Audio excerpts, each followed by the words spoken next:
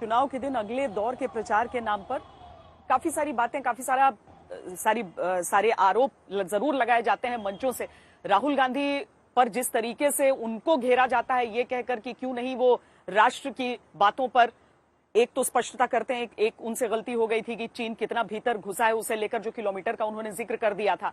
दूसरी चीजें ये कहा जाता है कि पाकिस्तान के संदर्भ में क्यों नहीं बोलते, पीओके की बात होती है तो उसके बारे में क्यों नहीं बोलते। लेकिन राहुल गांधी अपनी तरफ से जिस तरह से घेर रहे हैं सरकार को, उसमें अंजना जो विपक्षी पार्टियां हैं यानी कि जो तेजस्वी यादव अगर सरकार को कटघरे में खड़ा करते हैं तो सबसे बड़ी चीज उनके लिए हो जाती है रोजगार, सबसे बड़ी चीज उनके लिए हो जाती है महंगाई। और इन चीजों को लेकर नीतीश कुमार घिरते हैं अपने मंचों पर जब वो पहुंचते हैं तो।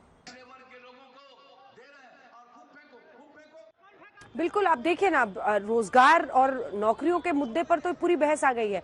हालांकि ये भी समझना पड़ेगा कि कोरोना के बाद ये पहला चुनाव है और ये स्वतः इस तरह के मुद्दे आने ही थे और तमाम राज्यों में ये मुद्दे बनते हैं। लेकिन जिस तरह से फोकस पे ये आया, क्योंकि बेरोजगारी और नौकरी की चिंता वाकई युवाओं में है और ये तो हम लोग कई दशकों से ये चुनाव कवर कर रहे हैं। जिस भी राज्य में आप छोटे शहरों में जाइए, हमेशा हर बार हर चुनाव के अपने शोज में यही सवाल उठता है कि एक ऐसे विस्फोट की तरह ये पूरा ये समस्या है हिंदुस्तान में रोजगार को लेकर, जिस पर सरकारों को गंभीरता से काम करना होगा। और वही शायद एक ऐसा प्लैंक है जिस पर घिरते हुए ये सरकार नजर आती है। नीतीश नजर आते हैं। श्वेता, वर्ग के लोगों को दे रहे हैं और खूब फेंको, खूब फेंको, खूब फेंको, खूब फेंको, छोड़ दीजिए इसको, छोड़ दीजिए, किसी पर ध्यान मत दीजिए। आप समझ सकते हैं ना, समझ सकते हैं, इसलिए जान लो और मालूम हो जाएगा रोजगार का कितना अवसर पैदा होगा। हमने बता दिया, किसी को मजबूरी में बिहार के बाहर जाना नहीं पड़ेगा और बिहार में लोगों के लिए बोलता रहता है सरकारी नौकरी पिछड़े वर्ग के लोगों को दे रहे हैं और खूब फेंको, खूब फेंको, खूब फेंको, खूब फेंको, छोड़ दीजिए इसको, छोड़ दीजिए, किसी पर ध्यान मत दीजिए। आप समझ सकते हैं ना, समझ सकते हैं, इसलिए जान लो। तो देखा आपने कई जगहों पर विरोध हो रहा है, लेकिन कुल मिलाकर आज 243 जो कुल सीटें हैं उसमें 165 सीटों पर आज पहले और दूसरे फेज को मिलाकर वोटिंग खत्म हो गई है। जी हाँ, इसीलिए हम कह रहे हैं कि दूसरा पड़ाव पार हुआ, अंतिम पड़ाव का इंतजार है और फिर 10 को तो नतीजे सामने आ ही जाएंगे। ये रिपोर्ट देखिए, कुल मिलाकर अब 243 में से 165 सीटों पर बिहार में मतदान खत्म हो चुका है।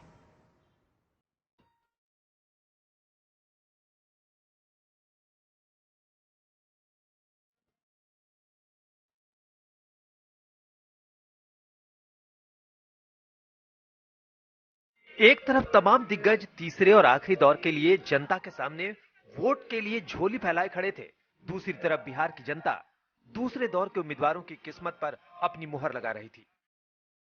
दूसरे दौर में 19 जिलों की 94 विधानसभा सीटों पर वोटिंग हुई।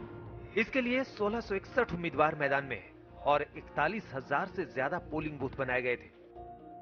मतदान का वक्त सुबह 7 बजे से शाम 6 बजे तक था। कोरोना संकट के बीच मास्क और सैनिटाइजर से लैस मतदाताओं की हलचल सुबह से ही शुरू हो गई थी।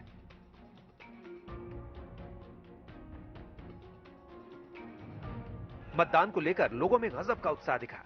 पटना के एक बूथ पर एक पोती अपनी दादी को साइकिल पर बिठाकर मतदान करने पहुंची।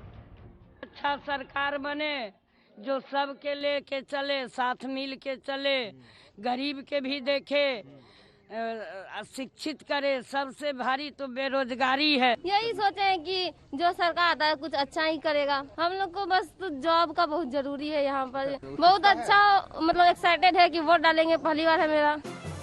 छपरा का एक मतदान केंद्र ऐसे तैयार किया गया जैसे मतदान नहीं शादी हो। बूथ के बाहर रंगोली की सजावट से मतदाताओं का स्वागत हुआ। तो हाजीपुर में मतदान की यादें संजोने के लिए बूथ के बाहर सेल्फी पॉइंट बनाया गया।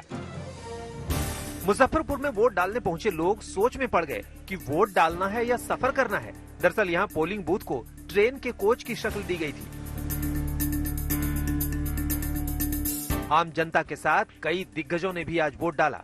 पटना में तेजस्वी यादव अपनी मां और पूर्व सीएम राबड़ी देवी के साथ वोट डालने पहुंचे। वहीं डिप्टी सीएम सुशील मोदी भी वोट डालने पहुंचे।